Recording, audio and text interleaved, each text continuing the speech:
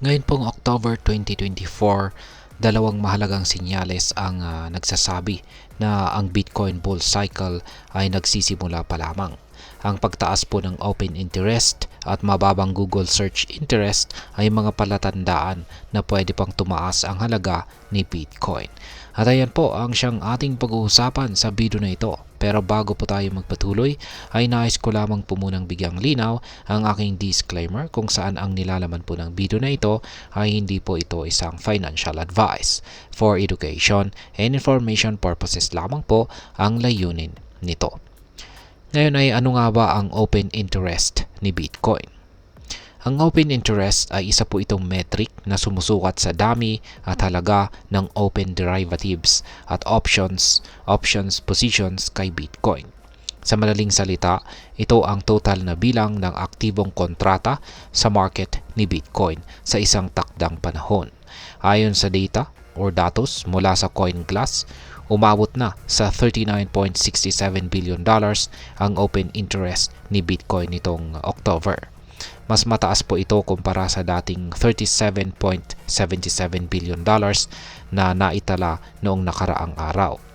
Ipinapakita nito ang tumataas na interes at pakikilahok ng mga traders sa market na nagpapahiwatig ng bullish sentiment o positibong pananaw sa market. Ngayon ay bakit mahalagang metric ang open interest? Ang pagtaas po ng open interest ay kadalasang nauugnay po sa pagtaas ng presyo ni Bitcoin. Halimbawa, noong April at November 2021 ay nakita ang pagtaas ng open interest na sinundan ng pagtaas sa presyo ni Bitcoin, kung saan ay umabot po sa all-time high na $69,000 noong November 2021. Sa kasalukuyan ay muling nakikita ang trend na ito na maaaring magpahiwatig ng paparating na pagtaas sa presyo ni Bitcoin. Ngayon ay ano ang Google search interest para kay Bitcoin? Isa pang mahalagang metric ay ang Google search interest para kay Bitcoin. Ipinapakita ng mga datos na kahit papalapit na sa all-time high ang presyo ni Bitcoin, mababa pa rin ang bilang ng mga naghahanap ng Bitcoin kay Google. Noong November 2021, nang umabot po sa presyong $69,000 ang presyo ni Bitcoin, umakyat ang search interest sa peak popularity na 100. Sa kasalukuyan, nasa mababang antas na 25 lamang ang interest index na nagpapahiwatig po na wala na sa peak ang Bitcoin bull cycle. Ngayon ay ano ang ibig sabihin ng mababang search interest?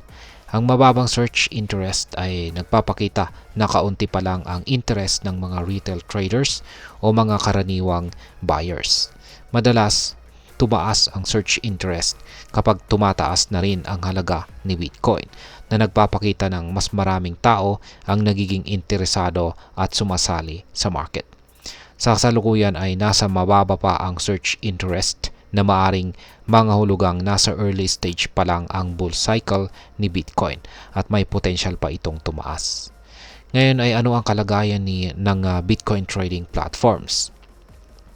Sa pagtingin sa mga platform tradings, ang Chicago Mercantile Exchange or CME ang siyang nangunguna sa Bitcoin trading activities na nagbibigay po ng liquidity na nagkakalaga ng $12.25 billion. Si Binance na pinakamalaking platform sa trading volume ay mayroon po siyang $8.08 billion na halaga ng Bitcoin trading positions. Ang iba pang mga exchange tulad ng Bybit at OKX ay mayroon ding bilyong-bilyong halaga ng derivatives positions, habang ang Coinbase at Crypto.com ay nagbigay ng liquidity sa milyong-milyon. Kaya ayan, ngayon ay ano naman ang masasabi ko tungkol dito? Sa aking sariling opinyon, ang dalawang sinyalis na ito, ang mataas na open interest at mababang search interest, ay nagpapakita po ng malakas na posibilidad na si Bitcoin ay nasa early stages pa lamang ng bull cycle nito. Ang interest mula sa mga malalaking traders at institution ay nagpapahiwatig ng positibong pananaw sa market, habang ang mababang search interest ay nagpapahiwatig na hindi pa naaabot ni Bitcoin ang peak na interest mula sa publiko. Ibig sabihin ay may potential pa itong tumaas ng mas mataas sa mga susunod na buwan.